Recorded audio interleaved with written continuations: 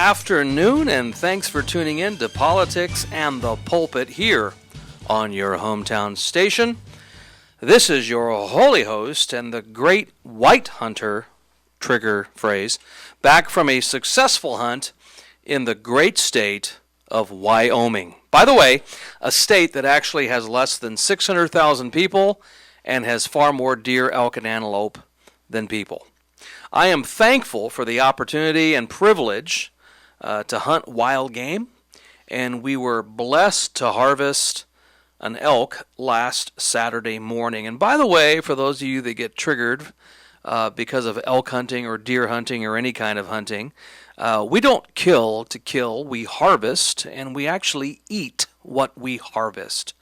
And by the way, for those of you that think that hunting is going to somehow eliminate all of the animals in the United States of America, you might need to rethink that, because if it wasn't for hunters and conservationists, we wouldn't have animals today. So thankful to be able to harvest that elk in the great state of Wyoming.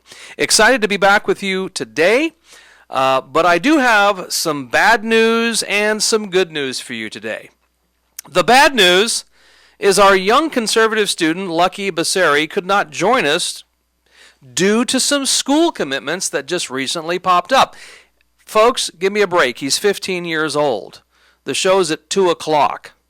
And so therefore, it's bound to happen, right? He's got some finals and some things like that that are need to get wrapped up before the Christmas break. So we have tentatively rescheduled him for the beginning of the new year, probably the second week of January. But when Lucky gets back with me with a hard date, I will let you know. However, I do have some good news for you. There is no shortage of subjects and topics to talk about. We could talk about Kevin McCarthy saying he doesn't want to run anymore. We could talk about Israel and Hamas, and we could talk about pro-Palestinian protesters and how a recent poll just came out of asking pro-Palestinian protesters what the phrase "from the river to the sea" actually means, and you won't believe how many of them don't even know what they're chanting. Now, at the bottom of the hour, I am glad to say we will be joined by Ceci Truman. Ceci is C-E-S-I. Ceci Truman, running for California Congressional District 25, all the way out in the Inland Empire. I had the privilege of meeting Ceci at a political event a few months ago in the city of Whittier, and we've connected ever since then, and so been following her campaign. And it is definitely a grassroots conservative America First campaign. And so excited to have Ceci call in at the bottom of the hour. Encourage you to stick around and give her a listen. But considering we were going to highlight the insane and intolerant environment in our schools today, especially highlighting Lucky's article that he wrote for the Gateway Pundit, why don't we just switch from high school to college universities? If you happen to catch any of the congressional testimonies yesterday from the three university presidents, you would think we were living in pre-1940s Germany. If you've ever wondered, if you've ever scratched your head and wondered just how a nation like Germany could view an entire population of people as vermin worthy of extinction, then yesterday's testimonies before Congress might give you just a snapshot into that very dangerous process.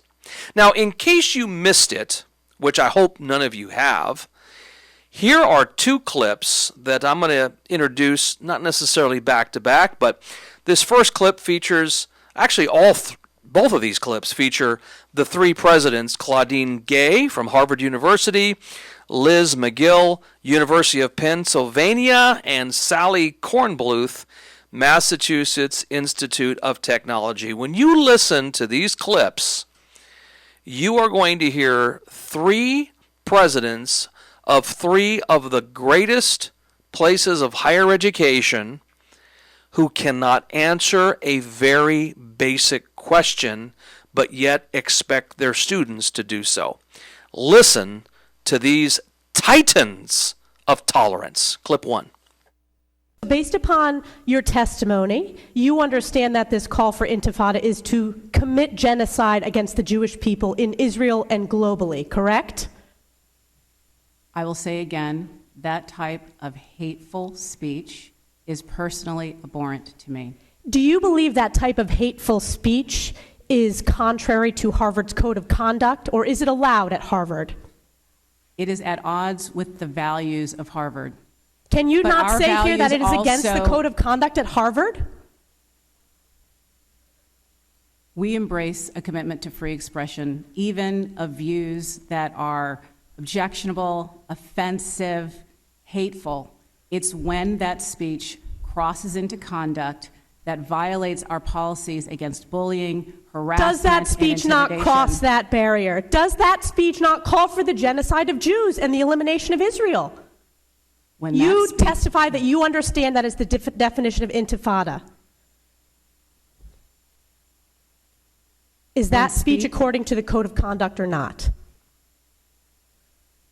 We embrace a commitment to free expression and give a wide berth to free expression, even of views that are objectionable. You and I both know that's not the offensive. case. You were aware that Harvard ranked dead last when it came to free speech. Are you not aware of that report? As I observed earlier, I reject that characterization. It's the of our data shows campus. it's true. Will admissions offers be rescinded or any disciplinary action be taken against students or applicants who say, from the river to the sea or intifada, advocating for the murder of Jews? As I've said, that type of hateful, reckless, offensive speech is personally abhorrent to me. Today that no action will be taken. What action will be taken? When speech crosses into conduct that violates our policies, including policies against bullying, harassment. Can you imagine the presidents of the three leading institutes of education in our country? These presidents cannot, with moral clarity, just simply say, we believe that the ethnic cleansing of the Jewish people is reprehensible.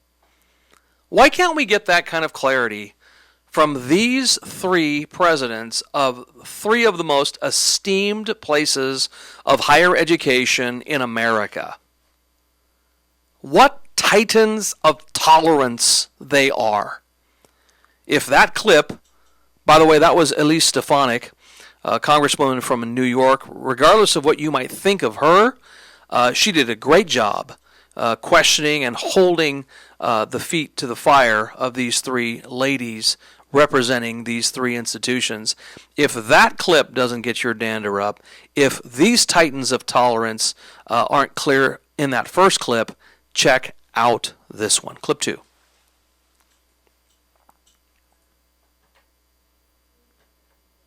Harvard, Penn, and MIT face a congressional committee over how they responded to a dangerous increase in anti-Semitism on their campuses since the horrific October 7th attacks. A study by the Anti-Defamation League reveals 73% of Jewish college students surveyed experienced or witnessed some form of anti-Semitism this year alone, with fewer than 40% of those students feeling comfortable with others knowing that they're Jewish.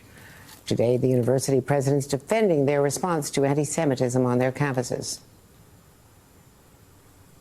Anti-Semitism is a symptom of ignorance, and the cure for ignorance is knowledge. Harvard must model what it means to preserve free expression while combating prejudice and preserving the security of our community. I have condemned anti-Semitism publicly, regularly, and in the strongest possible terms. And today, let me reiterate my and Penn's unyielding commitment to combating it. I have been president of MIT since January of this year. As an American, as a Jew, and as a human being, I abhor anti-Semitism. And I should note, I am a former long-standing trustee at the University of Pennsylvania, and while I am no longer a voting member, I do remain an active alumna. NBC Capitol Hill correspondent Ryan Nobles now joins us. Ryan, tell us more about this. So seriously, folks, here are three presidents of some of the most esteemed places of higher education in our country, and with the exception of one or two comments that seem, at least on the surface, to be objectionable statements, for the most part, we cannot get the same type of moral clarity that they, of course, would expect from us on any given issue. Now, if you want to see these presidents switch on a dime, then just replace Jews with just about any other ethnic group and watch the toe tapping begin. And just for the sake of context, the name of the show is called Politics and the Pulpit, right? Just for the sake of context and history, I'm sure some of you knew this, but how many of you out there knew that Harvard, Yale, and Oxford were originally established as religious institutions by openly Christian founders? I mean, Harvard was originally Puritan, Princeton was originally Presbyterian, and while those two universities were not necessarily founded to be, quote, seminaries, one of the main reasons for starting them was to make sure that the Bible and the gospel was taught and that educated people would be promulgating those things in perpetuity. Princeton, some of you out there listening, maybe you've gone to Princeton. The Princeton crest still reads this, and of course it's written in Latin, but I'll give you the translation. Under God, she flourishes. In fact, I know this is going to be really weird to some of you, but most of the places of higher education in America and across the globe were originally begun by Christian ministers or Christian groups. Why? Now, why is that the case? Because Christians, Bible-believing Christians, are all about good, solid education. We do not want a dumb electorate. We do not want a dumb-downed people. We want a proper understanding of history. We desire a proper understanding of biblical truth, especially for those who desire it. But in today's naturalistic, humanistic worldview, pretty much all vestiges of these institutions and the Christian origins have been ostensibly uprooted, and by the way, that's by design. Now, I want to ask you a question.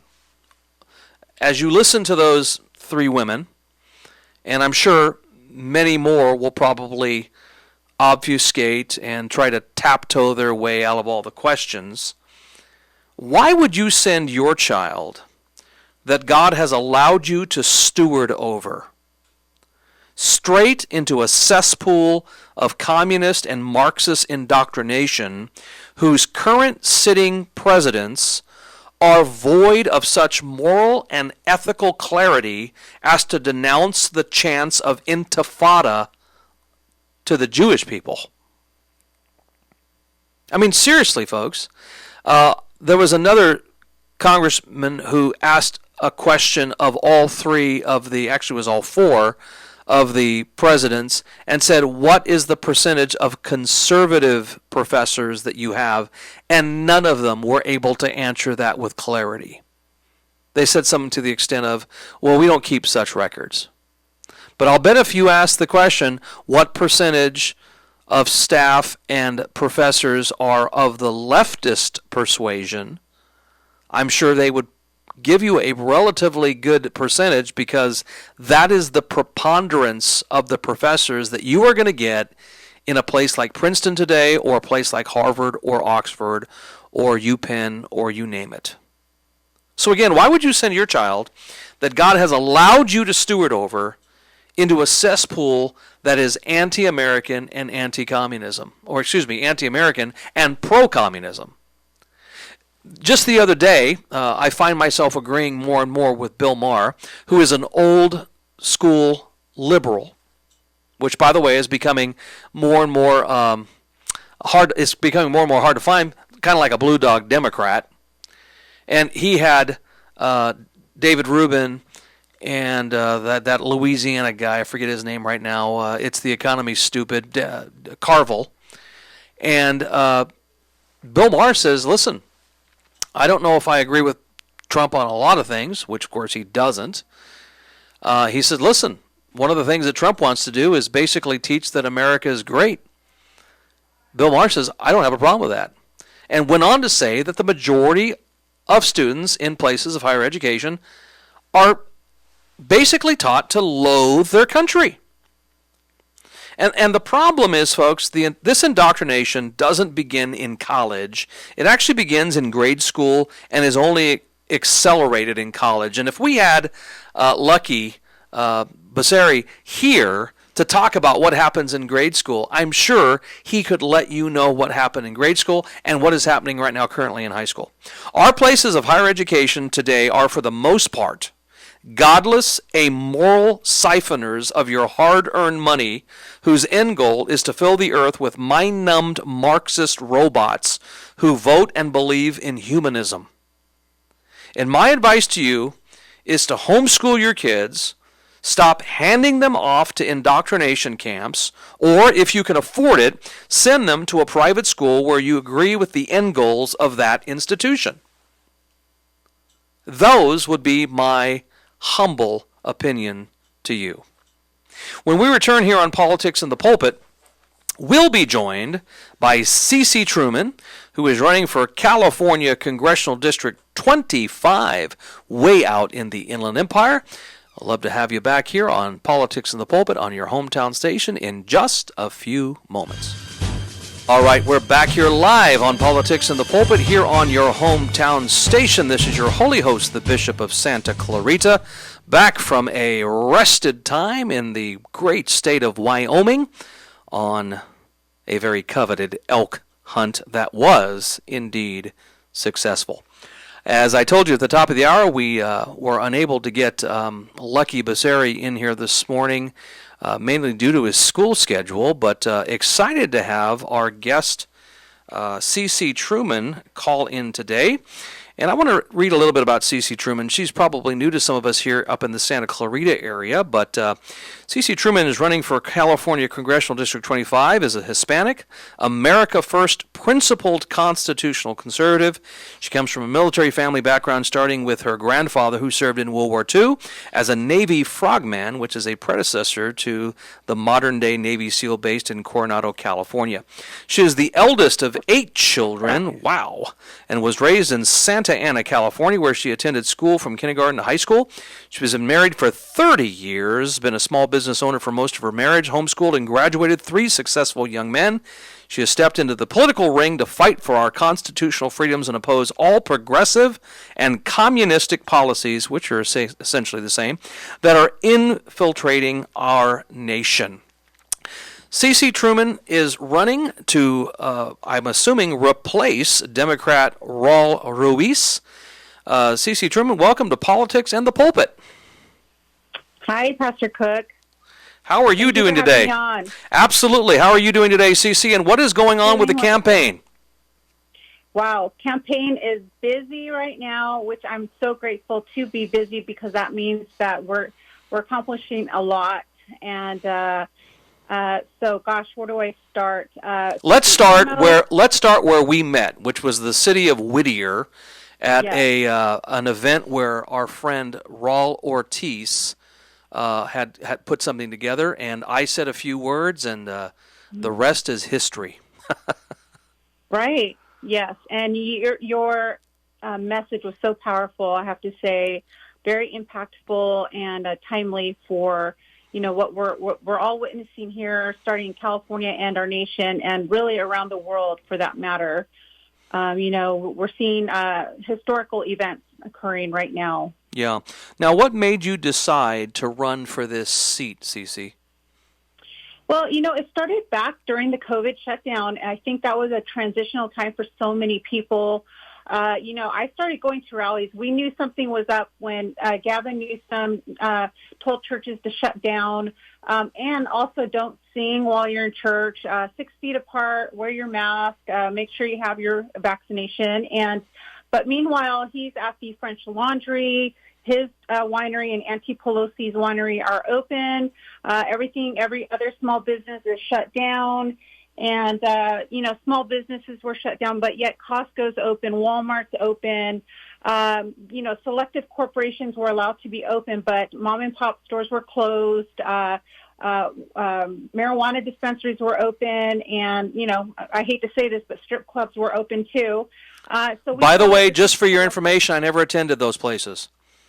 I believe you. Okay. I believe you, Pastor Cook. Yes. No, but, so that was a time where we all decided, the Patriots got outside when we were told to be on curfew and lockdown. And I thought, this is not right. So we went and protested. And, it started with the rallies in Beverly Hills, Huntington Beach, Sacramento. And I just thought to myself, we're all going to go home tonight after this rally's over. And, but, the people sitting in actual places of authority, city council, board of supervisors, Congress, assembly, they're all they're calling the shots, and they're still going to make decisions. And it's up to us to step up as patriots, as people who love our nation, who will swear to defend and to defend our Constitution, for us to run for office. It's time for us to rise up.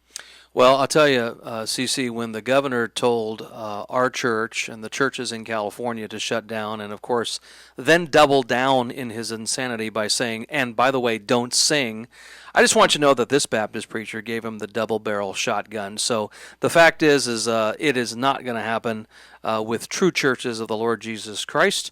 And so thankfully we decided we're going to go ahead and just stay open. So I'm proud of all the churches that decided to do that.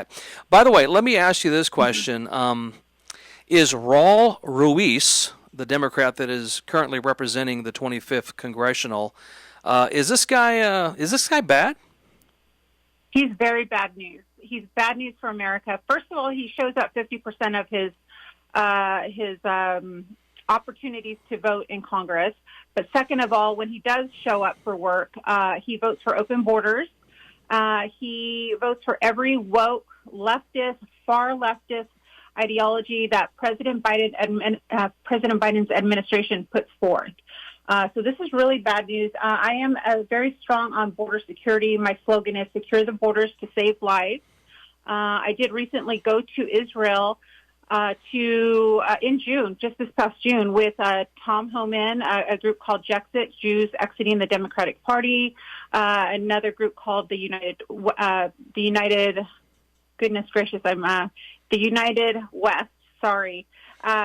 West, and Sarah Carter was with us to report. But we were there as a delegation in Israel to witness what is the IDF, what is the Israeli government do to protect their very small country, the size of New Jersey. We looked at border walls, and, they are very proactive in securing their little nation, and they still experienced an enormous breach in security. I come home and I realize we have no security measures. We have complete open borders. We are doing nothing.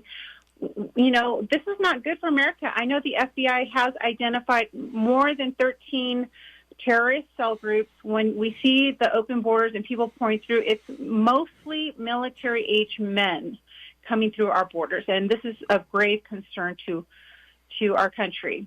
When I asked you earlier what made you decide to run for this seat, you kind of gave a history of the last 3 years under COVID. I'm assuming then that means that you really weren't involved in politics at this level prior to COVID. Is that right, Ceci? That is correct. I am a regular, everyday girl, married 30 years, raised my 3 sons, homeschooled 15 years, graduating them. They're all adults today. My youngest never saw a day of public school in his life.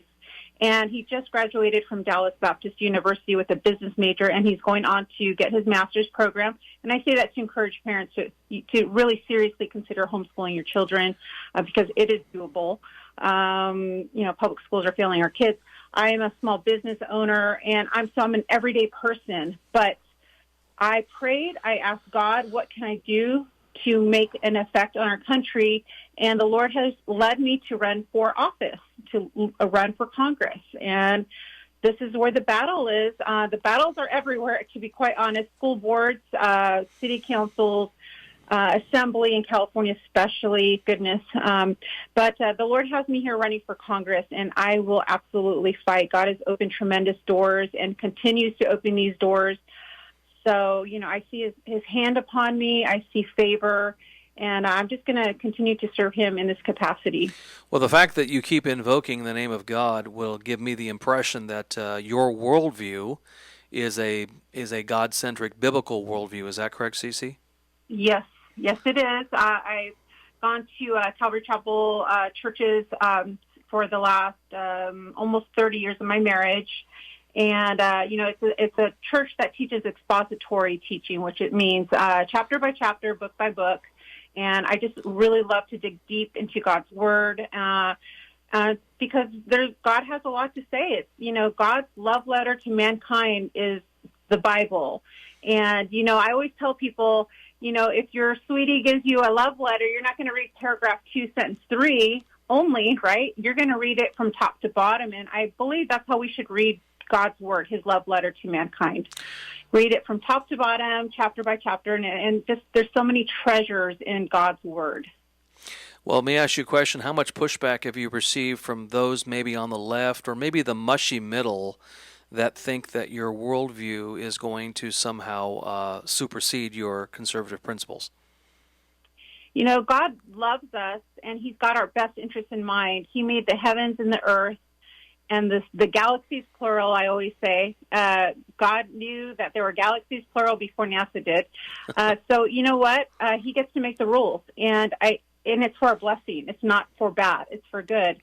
And if we would just follow his recipe, sometimes, we exchange recipes with people. And if you make it precisely the way the instructions say, you're going to have the best outcome. And God loves all of us, and he wants the best outcome. We just need to obey that recipe. What did your husband think, Ceci, when you said to him, a few months ago, a year ago, whenever it was, I think I'm going to run for Congress? What was his take on that? Well, he supports me 100%. We realize this is a very unique time in history. We've always followed, history and politics, never actively running for office. So you know what? He's supporting me. It is a calling, and he recognizes that I couldn't do it without the support of not only my husband but my family, and so my sons as well, and all my friends and my church. They encourage me, and that means so much. And so I just continue to press forward, and it's not always easy, but man, there's so much blessing in this, and I feel tremendously I guess blessed is the word. Yeah. Are you discouraged, Ceci, with the amount of people that are leaving our state? And I'm assuming that those that are leaving are pretty much like-minded as you and I are, and we're bleeding those types of people to places like Idaho, Arizona, Texas, Tennessee, Florida, you name it. What made Ceci Truman say, I'm staying in California, I'm holding the line here, I'm not going to be ceding the ground to the enemy? What went into your thinking there, Ceci? I'll be really honest with you. I was one of those people that wanted to be a refugee to Texas, the California refugee to Texas. And they called Governor Newsom the U-Haul salesman of the last 3 years, really. Yeah. Because we've run out of U-Hauls in California because there has been a mass exodus out of California, despite what he tried to say in the last debate with DeSantis, complete fabrications on Governor Newsom's part. Sorry about this. And But you know what? I tell those people who have moved out of state, they're Texas and, all these other states, they're purple states. They're becoming purple states because everybody who have left California, including Democrats, that they recognize they can't afford to buy a home in California. We're paying up to $7, $8 per gallon of gas. Groceries are 40% higher. A lot of families are not making it. A lot of families are going to food banks because by inflation, and this has all been happening the last 3 years, and it's obvious to most people who are struggling, who live paycheck to paycheck, and that includes my district of District 25 in California. And so my heart goes out to these families who are struggling. But I do tell people who have left the state, you know what? You have to hold the fort down. Literally, you've got to hold the fort down in Texas and in Florida. And you still have to engage in politics because the Democrats are counting on us and hoping and trying to wear us down as well. They don't want us getting involved. They want us just to, put our head in the sand and hope all of this goes away and get back to what I say, quote unquote, normal life. It's never going to be normal again. We are in different times. This is our time in history to fight back against evil, because this truly is a battle between good and evil. And I tell people, do not grow weary in doing good. God commands us to occupy until he comes, to be the salt and light of the earth. What good is salt if it has no flavor? What good is a light if it's hidden under a basket? We are to love all people, but we are also to fight for righteousness in our time that God has had us, to be born in this generation. This is our time. If we look back at history, there was a Revolutionary War, there was the Civil War, World War I, World War II, and those people during those times, they had to rise up in their era and they had to fight back against the same evil that we see now. It's just a different kind of war. Yeah. But this is our time. Familiarize our listeners to Congressional Seat 25 out there. I mentioned the Inland Empire, but what cities in particular, just off the top of your head? Well, my district's enormous. It's one of the largest districts in California. It consists of East San Bernardino, which the population is very small. I think up to, I think they said 1,000 people in East San Bernardino.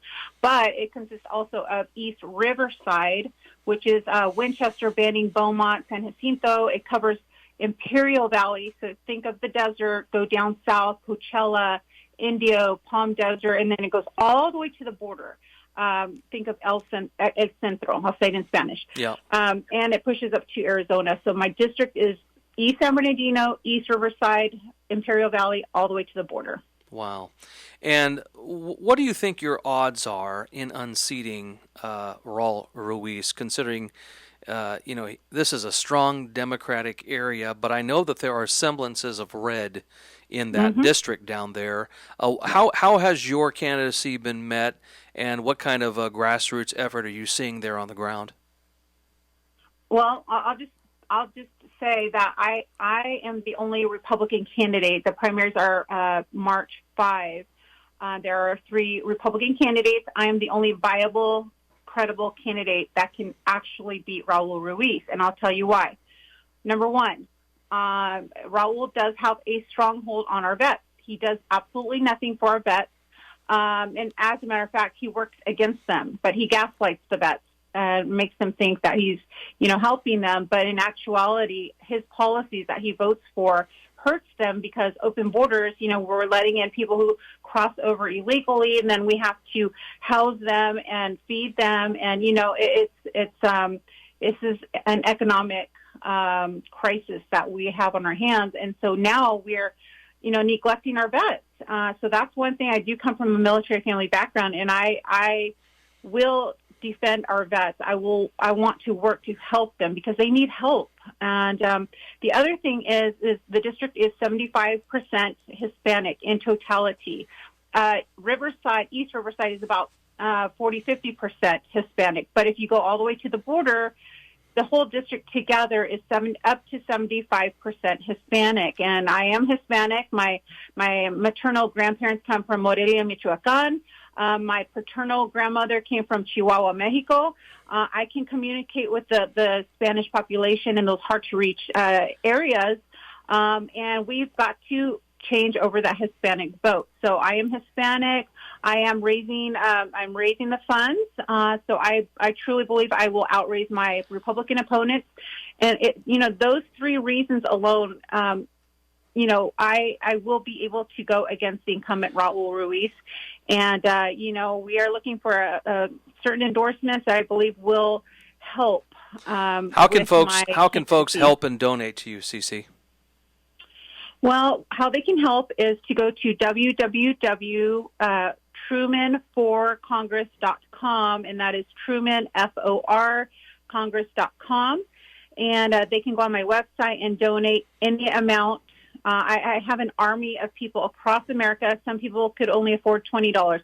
Some people can afford $500 or the max, which is $3,300 per person.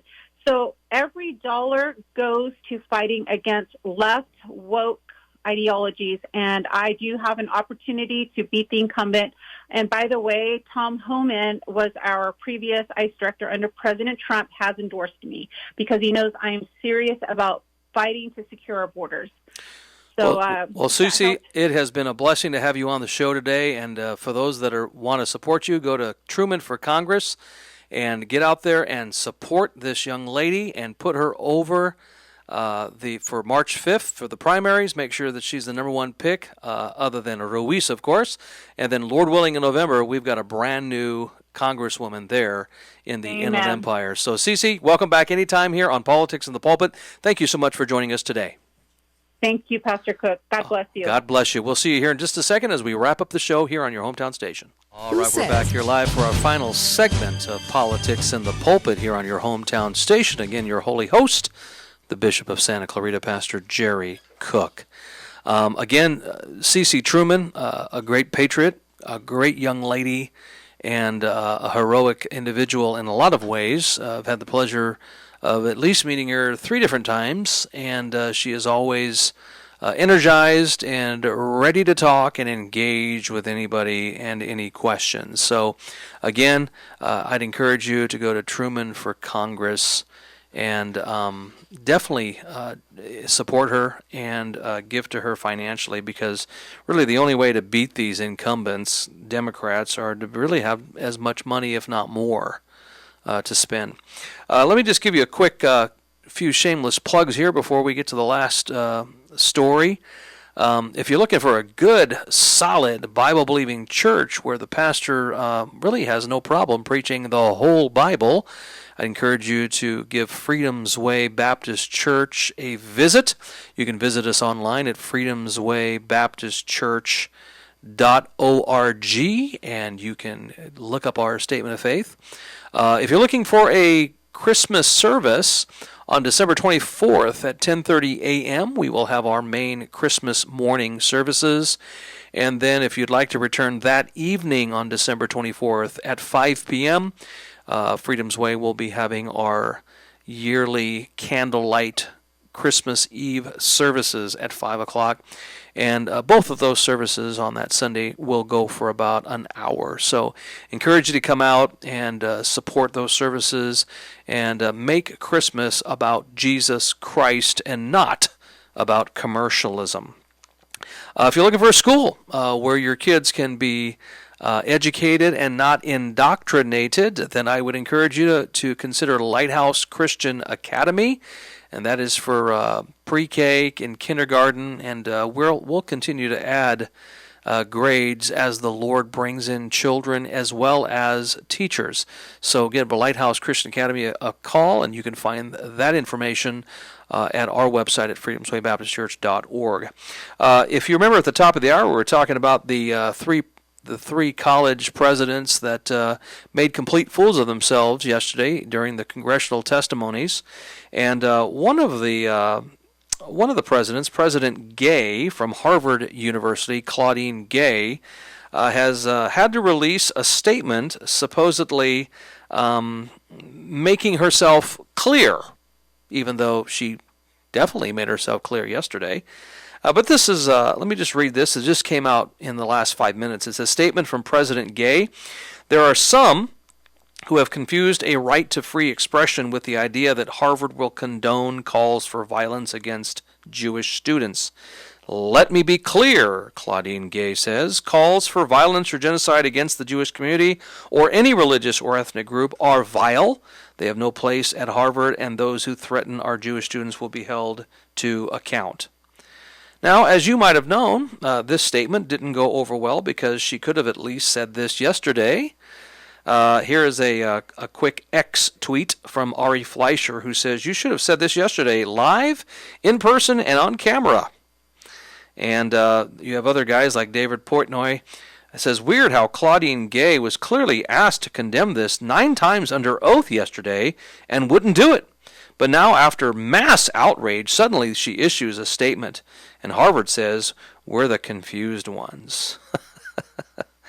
Now, folks, all I can say is this. If you know people that donate to these places of higher education, I'm talking like big checks, then encourage them not to give. These places of higher education survive off of the generous donations of those who have graduated before, or family members who have gone there and they want that money to continue going to Harvard or to Oxford or to Yale or to UPenn or what have you. These places need to be starved for funds. They are teaching our kids to loathe our country. They are re-indoctrinating them with a woke theology. And again, I was at an event a few weeks ago where people were wearing these woke T-shirts. And I think one of the T-shirts said woke means nice. Well, I got news for you. I haven't met anybody that is woke and nice. Haven't. In fact, I know somebody that claims to be woke, that all this person ever wants to do is file restraining orders against people. I mean, just for just talking to them or trying to get a hold of them to get them on the program, they threaten to somehow, put you into court. Why? Because people on the left love to play the victim. They're the victims. They're the ones that are being tormented. They're the ones being persecuted.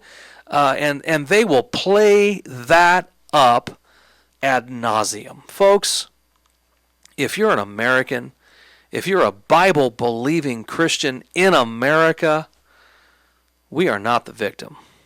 To be honest with you, the victims are those who are not a part of this wonderful country, this wonderful experiment, this wonderful idea called the United States of America. And if you're a Bible-believing Christian, you need to get engaged, you need to get on the front lines, and you need to speak up and stop sitting on the sidelines and hoping that somebody else will take up the slack. Folks, you need to get into the fight, and you need to get engaged. Folks, encouraged about the Christmas season coming up. In a couple weeks, we're going to deal with Christmas and commercialism, and we hope that you keep Christ in Christmas here on Politics in the Pulpit on your hometown station.